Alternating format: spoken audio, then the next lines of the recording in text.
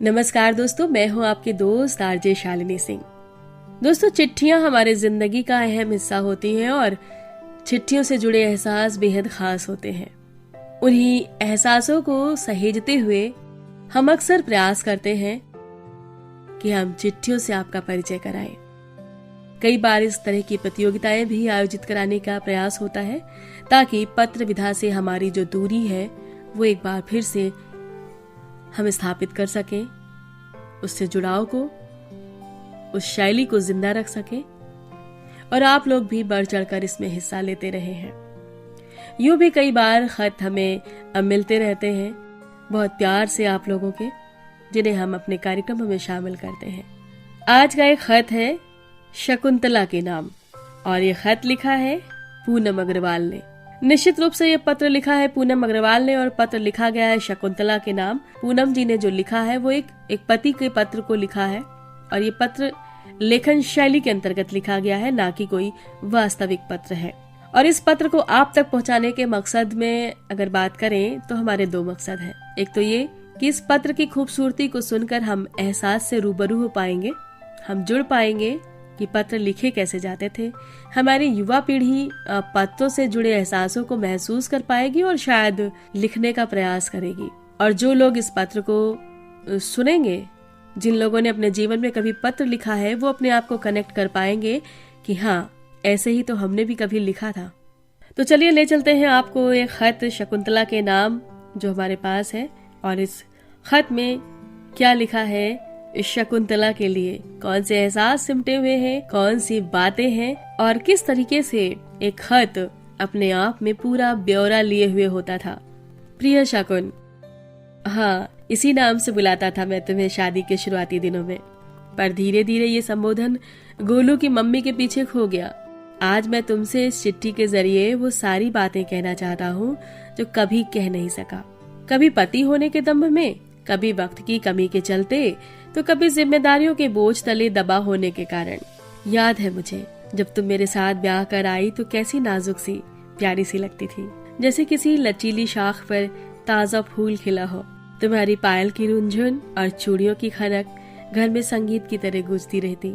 तुम्हारे रंगीन आंचल की इंद्रधनुषी छटा छाई रहती। मेरी छोटी से छोटी जरूरत और आदत तुम इतना जानती थी जितना कि मैं खुद के बारे में नहीं जानता था। मेरे जागने पर बिन मांगे वो गुनगुने पानी का गिलास, चश्मा और अखबार लेकर तुम जादूगर की तरह उपस्थित हो जाती थी। मेरे चेहरे की बारीक से बारीक लकीर पढ़ने में तुम माहिर थी। मेरे शब्दों से ज्यादा तुम मेरी खामोशी को समझती थी। मेरी खुशी, मेरी उदासी सब तुम समझती थी। तुम मेरे घर में रमती चली गई। कब तुम इस घर की हुई और ये घर तुम्हारा हो गया पता ही नहीं चला। जैसे दो रंग एक दूसरे में घुल मिल जाते हैं ना, उसी तरह तुमने भी यहाँ के रीति रिवाजों, तीज त्योहारों और परंपराओं को आत्मसात कर लिया। बच्चों की परवरिश, मेरे भाई बहनों के विवाह और बूढ़े माँ बाप की सेवा, सारे कर्तव्यों को तुमने बड़ी कुशलता से निभाया। कैसे मेरी सीमित सी आमदनी में भी तुमने बचत करके अच्छी खासी रकम जमा कर ली। ये तो मेरे लिए सबसे आश्चर्य की बात है। घर में कोई भी बड़ी चीज लानी होती थी तो उसमें तुम्हारी बचत राशि में से योगदान अवश्य होता था। मैं तो हंसकर कहा करता था कि भाई तुम्हारे कुबेर का खजाना हमेशा ही भरा रहता है क्या? तब तुम मीठी सी मुस्कान के साथ बस यही कहती कि जी। कहने को तो ये सारे फर्ज हर स्त्री निभाती है, परंतु इनमें से यदि किसी भी कार्य में व्यवधान आए तो गृहस्थी की गाड़ी चरमरा जाती है। मुझे आज भी याद है वो दिन शकुन, जब मैं अपने व्यापार को बढ़ाने के लिए एक दुकान खरीदने की सोच रहा था, परंतु पैसों की कमी के कारण मेरी योजना खटाई में पड़ती नजर आ रही थी। इस बार भी तुमने हमेशा की तरह मेरा साथ दिया। मेरे माथे पर शिकन देकर चुपचाप उठी और अलमारी से एक लाल रंग की मखमल की पोटली निकाल कर मेरे हाथों में थमा दी। मैंने कहा कि ये तो तुम्हारे गहने हैं, इन्हें मैं नहीं ले सकता, मैं बैंक से कर्ज ले लूंगा। तब तुमने उसी मोहिनी मुस्कान के साथ कहा था, मेरा गहना तो आप हैं, आप इन्हें बेचकर दुकान के लिए रकम पूरी कर लीजिए। सर पर कर्जा लेने की जरूरत नहीं है, उससे आप तनाव में आ जाएंगे। तुम्हारा प्रेम देखकर मेरी आंखें भीग गई थी शकुन। मैंने तुमसे तुम्हारे गहने जल्द ही दोबारा बनवाने का वादा करके उन्हें ले लिया था। दुकान खरीद ली गई और अच्छी चल निकली, पर ना तो मैं तुम्हारे गहने फिर से बनवा पाया और ना ही तुमने कभी उनकी मांग की। सच में शकुन, तुम्हारा वो मूक सहयोग कितना बड़ा संबल था मेरे व्यापार के लिए। गृहस्थी में आई और भी कई उलझनों को तुमने अपनी सूझबूझ से कितनी सरलता से सुलझाया, ये मैं आज भी महसूस करता हूँ। छोटी बहन आरती अपनी शादी के महज 1 साल बाद जब ससुराल में मनमुटाव होने के कारण यहाँ अपने मायके में लौट आई थी, वो अपने पति के साथ अलग रहना चाहती थी। तब तुमने माँ को अपने पक्ष में लेकर उसे उसकी गलती का एहसास कराया कि यदि मैं भी यही सोच रखती तो तुम्हारे माता पिता का ध्यान कौन रखता और अलग रहकर हम भी इनके प्यार से वंचित हो जाएंगे। आरती को समझा बुझाकर फिर से तुमने उसके ससुराल वालों से मिलकर उसकी गलती के लिए क्षमा मांगी और कुछ सुझाव भी दिए, और इस तरीके से उसके घर को उजड़ने से तुमने बचाया। शकुन, आरती आज अपने ससुराल में बहुत खुश है और वो सबकी आंखों का तारा बनी हुई है। ये सब तुम्हारी वजह से है शकुन, और जीवन के सबसे बड़े भंवर में से तुमने मुझे जिस समय साहस से निकाला ना, वो तो मेरे लिए अकल्पनीय था। मुझे याद है जिंदगी का वो सबसे बुरा दौर जब मेरे पड़ोसी दुकानदार ने मेरी तरक्की है जलकर मुझे झूठे केस में फंसाया था। उसने सोचा कि मैं पुलिस थाने और कोर्ट कचहरी के चक्कर काटता रहूंगा और मेरी दुकानदारी ठप हो जाएगी, परंतु जिस व्यक्ति की सहधर्मिणी तन मन धन से उसका साथ दे, उसे भला कौन हरा सकता है। तुम बिल्कुल किसी फिल्मी नायिका की तरह मेरे साथ पुलिस थाने में गई, अपने छोटे छोटे बच्चों को घर में छोड़कर घंटों वहां अधिकारियों से मुलाकात का इंतजार करती रही। वो अकेले में तुमसे क्रॉस क्वेश्चन करते, जिसका तुम बिना घबराए और बिना डरे जवाब देती। ये किसी साधारण सी गृहिणी के लिए असाधारण बात है। उन्होंने तुम्हारी परीक्षा लेने के लिए तुम्हें झूठ बोलने के लिए भी उकसाया कि तुम एक बार उस पड़ोसी दुकानदार पर कोई झूठा आरोप लगा दो, फिर वो कानूनी शिकंजे में फंस जाएगा। लेकिन तुमने झूठ बोलने से साफ इनकार कर दिया शकुन।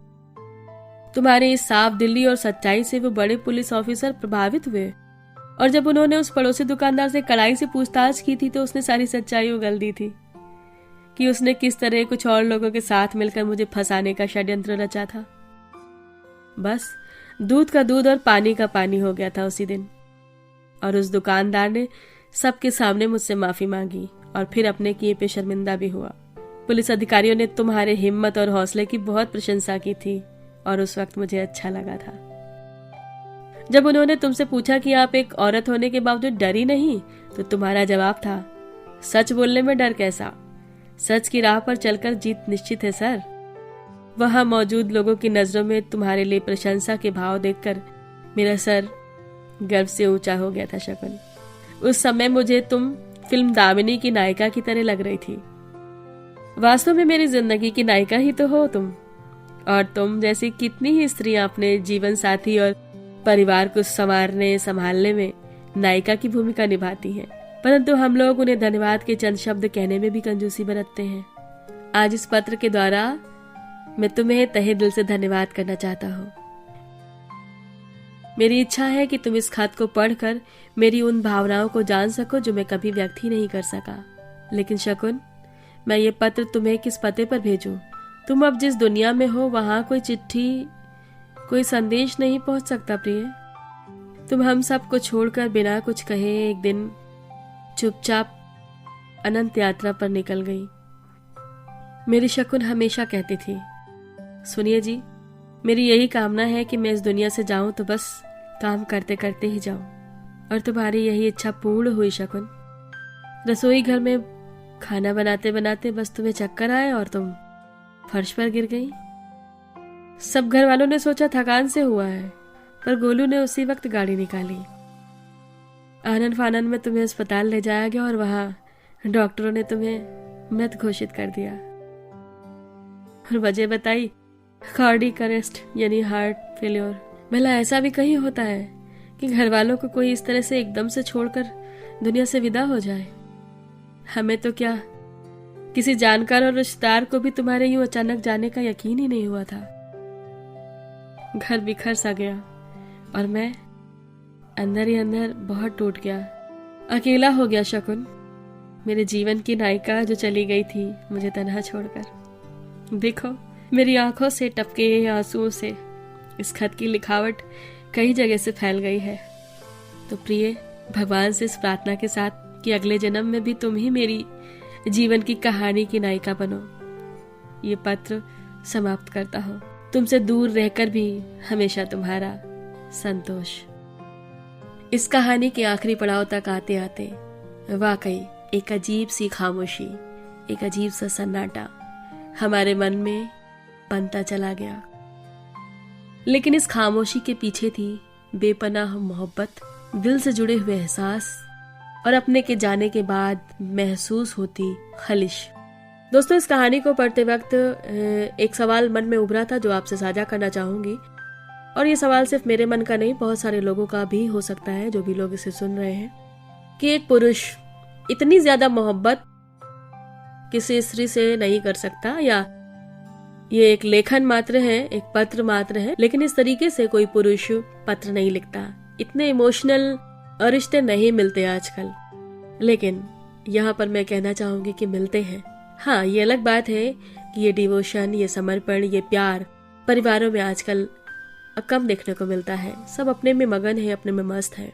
लेकिन ऐसे ही बहुत सारे परिवार हैं जहाँ पे अपनों को खोने का गम साफ दिखाई पड़ता है। और ये बात मैं इसलिए भी कह सकती हूँ कि कोरोना काल में बहुत लोगों ने अपनों को खोया, बहुत लोगों की पीड़ाओं को हमने महसूस किया। लेकिन जैसा इस पत्र में हमने महसूस किया, पत्र की शुरुआत से लेकर अंत तक जिस एहसास को हम महसूस कर रहे थे, वैसे ही एहसास डिजिटल मीडिया पर जुड़े हुए तमाम साथियों में से, ऐसे ही एक पत्रकार बंधु, ऐसे ही एक पत्रकार मित्र आरसी त्रिपाठी को हमने देखा, जिसमें वे स्वयं और अपनी पत्नी के साथ बीमार हुए, जिन्होंने अपने परिवार में अपने पत्नी को, अपने परिवार की हर स्त्री को बेहद सम्मान दिया हो। बीमारी की हालत में जूझते हुए उन्होंने इस दुनिया से अलविदा कह दिया। और उसके बाद उनका पूरा परिवार, उनके बच्चे किस तरह से बिखरे और कैसे हर पल वो उस कमी को महसूस करते हैं, कैसे हर पल वो यादों में नहीं हकीकत में उन्हें अपने बीच में जिंदा महसूस करने की कवायद करते दिखते हैं। उस एहसास को उनसे जुड़े तमाम साथियों ने महसूस किया होगा। और ये सिर्फ किसी एक लेखक की कल्पना मात्र नहीं, सिर्फ एक चिट्ठी नहीं, सिर्फ एक आरसी त्रिपाठी की जिंदगी की सच्ची कहानी जैसी नहीं, हजारों लोगों की है। ये अलग बात है कि पुरुष अपनी भावनाएं व्यक्त नहीं कर पाते, लेकिन हाँ, ऐसा होता है। और ये जरूरी नहीं कि घर के भीतर में घटने वाली हर भावनाएं हर जगह दिखाई पड़े।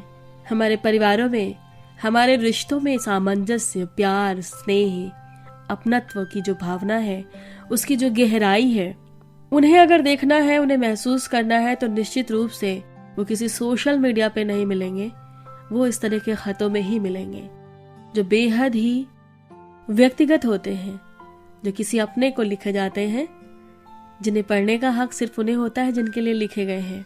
और दोस्तों, इस तरह की चिट्ठियां सिर्फ आज नहीं, पहले ऐसी ही चिट्ठियां लिखी जाती थी। ऐसे ही पति अपनी पत्नी को संदेश भेजते थे, या पत्नियां अपने पतियों को चिट्ठी लिखती थी।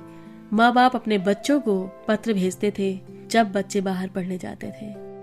ये चिट्ठियां अपने आप में इतने सारे एहसास समेटे हुए होती हैं, मानो लगता है कि अगर चिट्ठियों के बाद चिट्ठियां, चिट्ठियों के बाद चिट्ठियां हम पढ़ना शुरू करें तो लगेगा कि हाँ, हम किसी की जिंदगी की दास्तान पढ़ रहे हैं, उसके एहसास पढ़ रहे हैं। और चिट्ठियों को पढ़ने के बाद मुझे महसूस होता है कि कई बार कहानियां और उपन्यास वो कलेवर नहीं दे पाते हैं जो चिट्ठियां दे देती हैं, क्योंकि चिट्ठियों में जो एहसास होते हैं वो बिल्कुल रियल होते हैं। वहां पे कल्पनाएं नहीं होती हैं, वहां पे जो भावनाएं हैं जस की तस लिखी जाती हैं, वहां पे जो गतिविधियां लिखी जाती हैं वो होती हैं जो लिखने वाला या पढ़ने वाला जी रहा होता है।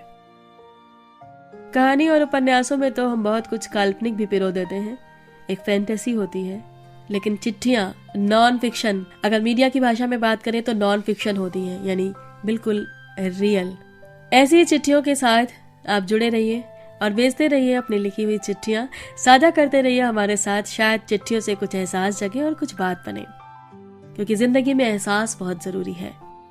सुनते रहिए radio junction, no more tension, क्योंकि लाइफ में हो रेडियो जंक्शन तो दिल बोले नो मोर टेंशन। मैं हूं आपके दोस्त आरजे शालिनी और आप सुन रहे हैं रेडियो जंक्शन के राइटर स्टेशन क्लब से चुनी हुई इस पत्र विधा को। एहसासों के सफर में ऐसे ही आपसे मुलाकात होती रहेगी, आपकी लिखी हुई चिट्ठियों के साथ में, आपकी बातों के साथ में, आपके जुड़े हुए एहसासों के साथ में, और जिन एहसासों को आप समेट कर लाएंगे रेडियो जंक्शन के राइटर स्टेशन में। अगर आप भी रेडियो जंक्शन के राइटर क्लब से जुड़ना चाहते हैं तो आप हमें ईमेल कर सकते हैं radiojunction.in@gmail.com पर, या विजिट कर सकते हैं हमारी वेबसाइट पर www.radiojunction.in पर, और वहां से हमें आप भेज सकते हैं मैसेजेस। रेडियो जंक्शन सुनने के लिए आप डाउनलोड कीजिए प्ले स्टोर से radio junction no more tension app, और सुनिए और सुनाइए अपने दोस्तों को। साथ में लिख भेजिए अपने जिंदगी से जुड़े हुए एहसास।